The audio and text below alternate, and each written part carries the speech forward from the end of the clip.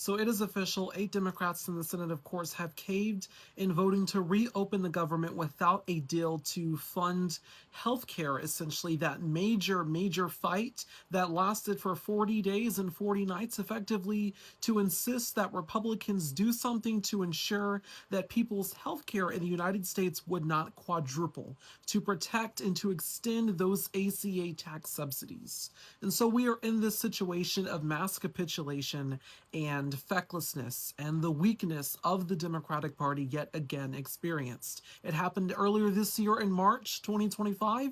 It has now happened again. And so now it's going to go to the House. And of course, this deal is so trash and so terrible that there is not going to be a vote on healthcare once the government does reopen. And again, all of that fighting for nothing. The most nonsensical, irresponsible, stupid deal that was just made. I mean, consider for historical context. From December 2018 to January 2019, there was a federal government shutdown that lasted 35 days, the longest government shutdown before this one topped it under this presidency under Donald Trump and Republicans again. And during that shutdown, Democrats, one of the major things that they were saying that they were going to resist voting with Republicans on in terms of reopening the government was protecting dreamers, to make sure that the DACA program was intact. And they ended up stopping in terms of that fight. And they voted with Republicans to reopen the government on a promise by Mitch McConnell, the Republican majority leader, that there would be a vote to protect DACA, to protect the dreamers in the United States.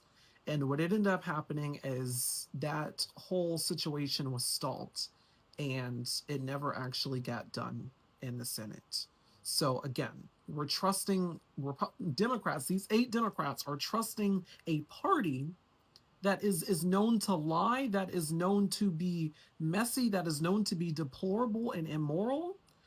And so here we are, a party that are sycophants to Donald Trump, a wannabe dictator. This is where we are in this moment, and it is truly horrible. It's enraging as well.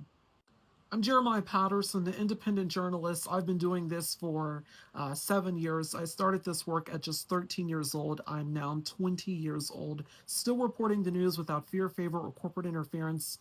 Please be sure to follow and support my work at tgpsnews.com and subscribe to my YouTube channel, The Jeremiah Patterson Show, where I'm going to have more special, extensive reporting on what this means later in the week. So be sure to subscribe and stay tuned.